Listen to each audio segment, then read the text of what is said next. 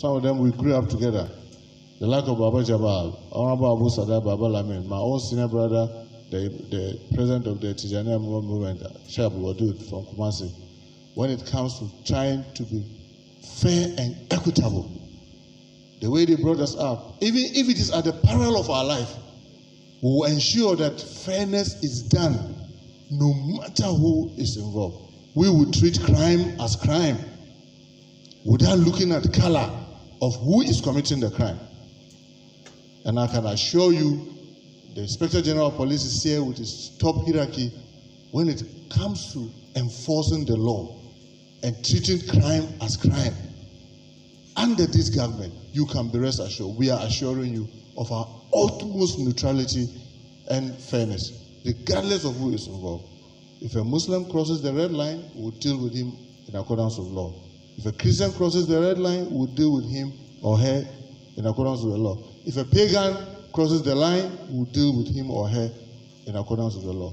That assurance we want to reaffirm to you, that is something that we swear an oath to and will hold to the highest level. The third reason for our also coming is to be able to understand from you. We cannot sit in our offices and assume what your concerns are. And this is where, when it gets to that, when I'm done, we'll plead with the media to step out. Because sometimes, like Honorable Mr. Baba Inusa said, people might have come home with some things that they may want to come and open all rooms. Our prayer is that we don't open all rooms. But if there are things that are critical, that our attention needs to be drawn to, that's why the Inspector General of Police is here. That's why the advisors to the minister are here, and all these senior officers are here.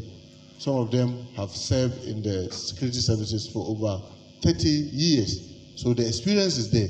We will listen, we will filter.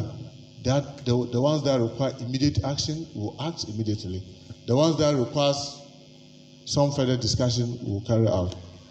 And lastly, this is not the first time since I became minister that I'm meeting this group. This is the second time. I'm happy that when I became a minister, I met the National Muslim Council, I met the Christian group. Tomorrow, inshallah, we are meeting our Christian brothers to do the same. Just to reassure everybody that our doors are open. We want to be able to strike an effective collaboration between us and the National Muslim Conference, at least for early warning. Because sometimes in the midst of being busy and picking signals, which is one of the things that Baba and his team are doing very well, something may escape us. Sometimes we may think this is not very important to you. Meanwhile, maybe it is so important to you, such that there could be that way of communication between us, so that when there's something going on wrong, the early warning, you can quickly get to know, and then we'll be able to deal with it. So basically, if we are here today, it is because of these four reasons.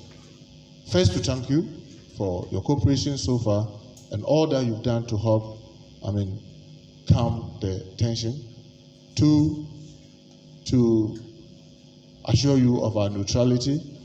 Three, to hear you if you have some concerns that matters to you most that our attention needs to be drawn to. And four, to assure you that we should be able to have an effective collaboration so that when anything is going on, we can easily have this early warning between us. I just want to remind all of us very briefly. It is by Allah's grace that we have a very peaceful country. And believe me, we are very lucky in this region. The kind of people that Allah has put here has helped to make Ghana so unique. In some other countries, what has happened last week, last 2 weeks, will have already flamed up. We are very lucky. But we cannot continue to rely on only luck unless we act the way we are acting. I'm sorry to note that of the 10, when they list global terrorism, the top 10 countries that have been affected by terrorism, the first 4 are in our sub-region. I don't want to mention any specific country. In some country today, they don't control 60% of their land. 60% of their territory is no longer under their control. When we say it's no longer under their control, like the way IGP can now tell you that no space in Ghana is not under our control. In some countries in our sub-region, 60% is not under their control. We saw one country that had an attack on 25th of April that led to the death of even the defense minister.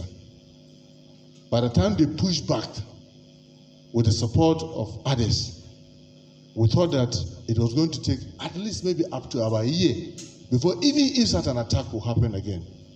Unfortunately, when the next attack was going to come, it came from 3rd July all the way to 6th July. 3 days in a row, the country could not hold on. To the extent that those who are trying to foment trouble have what it took to be able to shoot down an Mi-24, a military aircraft that killed all the soldiers that were on it. Yet it means that some people are behind supporting these guys and training them. So don't look at the small trouble that you have that is of concern to you. If you allow it to falter, some people will come and finance it. And when they do, you will not have the opportunity to come and sit in a room like this. In fact, will not have the opportunity to go into the mosque to pray. Because the place will become so tense that you are even afraid to step out. And that is what we are all trying to avoid. So I want to thank you sincerely for all you've done. I mean, let's say that Shine, Gambega Ababa ke gudana cikin inna Allah ya sa muke ga. Abu na uku ne muna so mu saurari